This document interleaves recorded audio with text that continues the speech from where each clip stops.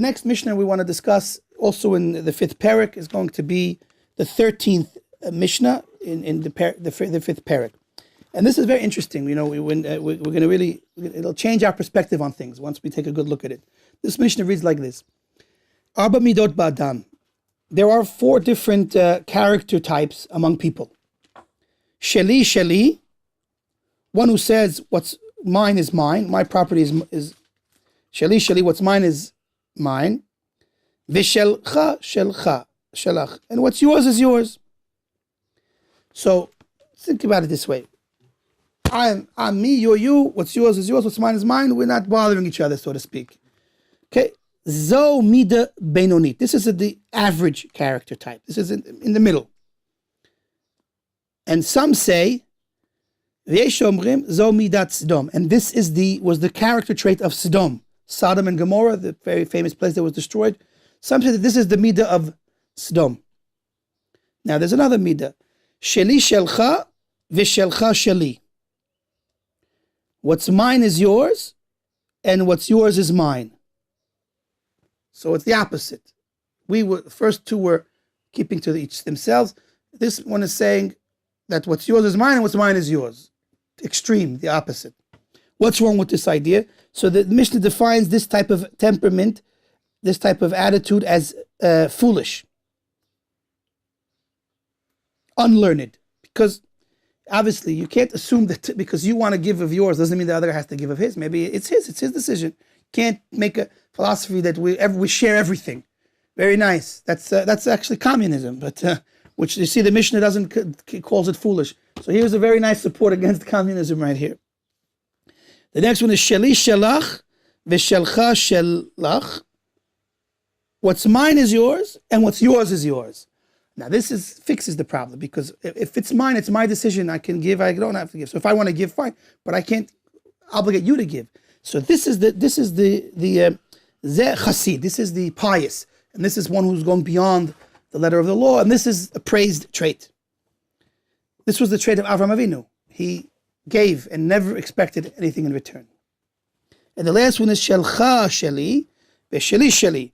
What's yours is mine, what's mine is mine. This is the opposite of Avraham Avinu. This is a taker. This is a rasha. He's wicked because he's for himself he keeps, and he assumes everything else belongs to him as well. So this so far we don't see anything super drastic, right? We have the middle road, the average, then we have the foolish, we have the pious, and we have the wicked.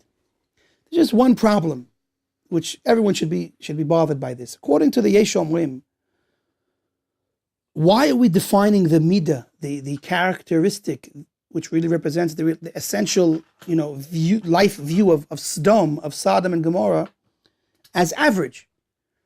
We see that there was no greater wicked people in existence at the time, that God destroyed them completely. Whereas at the end, it says what's mine is mine and what's yours is mine. That's the rasha, that's the wicked. If any of these 4 approaches should be abolished and is defined as wicked, and we should be the last one, the rasha, the one that says what's mine is mine and what's yours is mine. That's we should destroy. Why should we destroy the midah that says what's mine is mine and what's yours is yours? That seems to be very logical and very fair, no? Everyone would agree, I think. Yes, even balanced. So that's the problem we have. How come we're defining Sodom as average? And if so, then why are they destroyed in the end? So to appreciate this idea, let me give you a visual analogy to help us get started a little bit. In general, we talk about the righteous. The righteous have foresight. They can see the result of their actions. They can understand what will be the result of what's happening now. That's foresight, to see far. The wicked, they just look right now. I see right now, and that's all I know. Let's take 2 bridges. We'll build 2 bridges side by side, and we'll tilt one bridge slightly, very small amount, and we'll have these bridges side by side. So just if you take a quick look, the 2 bridges look like they're running parallel. And if the bridge isn't so long, then no one will notice, no one will make a difference. But if we make the bridge very far, let's say we do such a bridge across the entire Atlantic Ocean. So at the end of the ocean, when we look at where these 2 bridges land, So there'll be a great distance between them. So you see, from a small tilt, ultimately, after you go far, the distance gets much, much, much wider. And that's really what's happening over here. What is the true nature of what's mine is mine and what's yours is yours? That really, on the surface, seems fine. The problem is, the root of that midah is being selfish. It's selfish. And if ultimately you're rooted in a selfish ideology, then that ideology continues. If you start off being selfish, so you continue in that direction. So what's the end result? So you start off by saying, listen, you don't bother me, I won't bother you. What's mine is mine, what's yours is yours. But that ideology, if you go to an extreme, becomes very corrupt. So it doesn't take an ideology of a crook. The last one is a crook. What's mine is mine, what's yours is yours is a crook. We know he goes to jail. But society, you can convince a group of people to live peaceful, happy society with judges, with everything. And if that's their philosophy, what's mine is mine, what's yours is yours. So then no society can survive like that. Today, thank God, anywhere you go almost, countries are built, governments are built on chesed. How much money does America give away? Now, it's funny, America is almost like the fool, maybe because they give too much money away. They're trillions of dollars in debt, and they're giving, every year money away like you can't imagine. I wish they could give me some, but I'm American, so I don't get any. You have to be from somewhere else to get, I guess. Anyway, they're giving so much money away. The governments, even look at here where we are, they have programs to help those that have less, going to any country today. So the idea of helping is part of society today. And you see, that's what Sodom is contrary to. Sodom is saying, look, nobody helps anybody. Each person is got to take care of himself. The strong survive and the weak perish. They went so far with their ideas. Let's see how far this simple, harmless approach, what's mine is mine, what's yours, can take you. Where can it take you? Well, let's take a look where Sodom went. Let's take a history.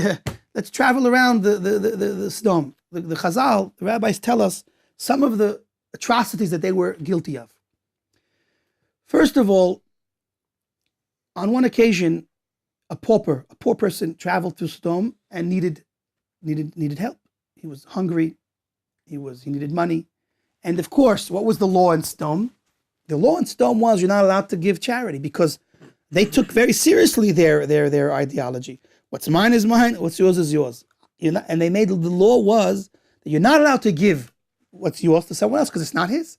And that it went against their philosophy. So what happened? So this man was there and he was hungry, and if he didn't have food, he would have died. And of course, they don't care if you died. But one girl had Rahmanas on this man, and so she started to bring him bread and hide it in the well, and then he would get the bread, and he somehow was continuing to stay alive. And the people of the town were like, well, how could this person still be alive if nobody's feeding him? So they realized somebody must be feeding him. So they watched carefully and closely and found out that this girl was feeding him. So of course, when you commit a crime, you have to pay, right? In America, if you rob somebody, so if you don't have a good lawyer, you have to pay. Or you pay your good lawyer, or you pay, you go to jail, whatever. So here she was accused and convicted of the heinous crime of giving some bread to a hungry, poor person and helping him to stay alive. So what was her penalty? So they sentenced her to a very harsh, horrific death. They covered her body with honey and let the bees come, and a swarm of bees come and eat her alive till she died. Lovely. It's her cries that went up to heaven, where God finally then said, that's it, we're going to come and we're going to take care of Sodom and Gomorrah. But, when you hear such a harsh story, you think, how cruel could people be? They weren't just, like a bunch of drunk people saying, oh, let's act crazy. Where, unfortunately, we have a history where people get drunk, people are just cruel, and they've done terrible things. But this was a calculated judicial verdict. Let's look closely at the crime and at the penalty. The crime, this great crime, was helping a poor person, giving charity. Why is that a crime? Because they understood that if you give one needy person, then another needy person will come. And if you give, then another will come and another will come. So giving charity isn't the key to success. It isn't the foundation of the world, which in the Torah says the foundation of the world is chesed. And Avram Avinu understood that chesed is what's going to build and fix the world. They thought, no, selfishness is what's going to preserve the world. And so giving one person it's only like causing a cancer to spread. Another one will come, and that will be the downfall of our society. So look how they punished her. They covered her with this sweet honey, and then one after another they come and they take until the person dies. The punishment was a symbolic of their philosophy, that kindness is cancer to them. Kindness will kill their existence. So they punished her that way. They made her sweet. They covered her with a sweet covering, which is kindness. And then each bee comes. That's symbolic of the needy. They come. They take until you're dead.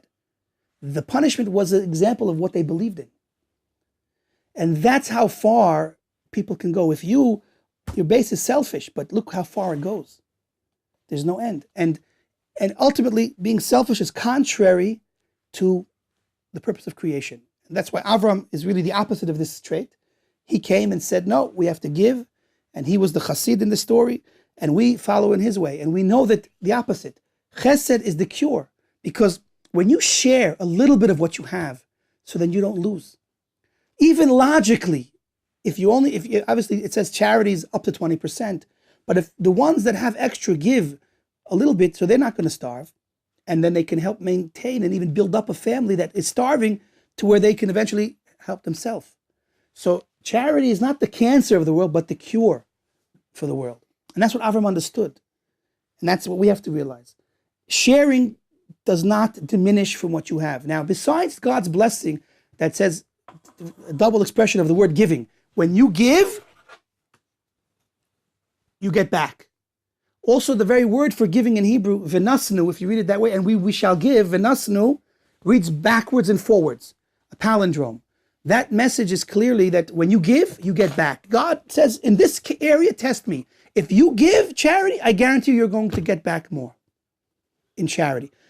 But even without God's promise, which Baruch Hashem we have, logically, giving a little bit of what you have to help the needy does not turn you into a poor person. Giving everything away, of course, that's extreme. We're not talking about giving everything away. But giving some away is certainly beneficial. Let's take an example. We, the Jews, we follow the moon. Every Rosh Chodesh, we start counting a new cycle in the month, and our whole life cycle follows the moon. What's the moon, after all? The story of the sun and the moon and this world really is a story of chesed, of sharing. How so? What's the moon? Today we're very, very smart. Science and technology has taught us what the moon really is. The truth is the sages understood this a long time ago, but what is the moon? The moon is a rock. The moon is not a source of light. The moon is not a light. The moon is a rock. So how come when at night we see a light? What are we seeing? We know today we're seeing a reflection of sunlight. Where's the source of light? The sun. So what does the sun do? The sun shines light. The moon receives the light from the sun. And what does the moon do? The moon shares that light with mankind. If the moon would not share its light with us, we'd be living in utter darkness. And the message goes even deeper.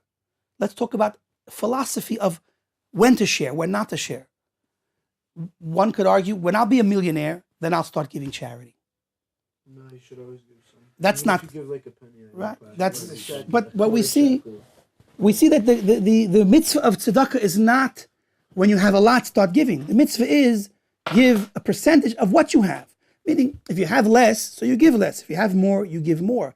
But it's 10% is the mitzvah of giving. And that's really where you can see this lesson in the moon. When the moon is shining only partially, it doesn't say, listen, who am I to share my light? I have such little light. It shares the little and continues to share as it grows to become a full moon. So we can really learn this lesson from the relationship between the sun and the moon and the world. The sun gives off its light to the moon, and the moon doesn't keep it for itself. The moon shares it with us, and we live at night with some level of light. Otherwise, forget it if we'd be in utter darkness.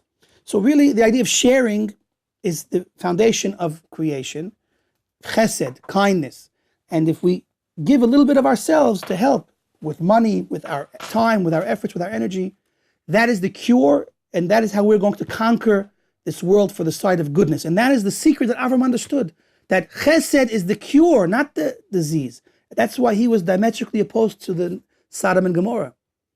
And that's unfortunately why, with an attitude of just being selfish, where what's mine is mine, what's yours is yours, that leads to destruction. And so we have to be aware of that. And that helps us to appreciate these four different temperaments, these four different character traits within man. With that, we conclude this today's lesson.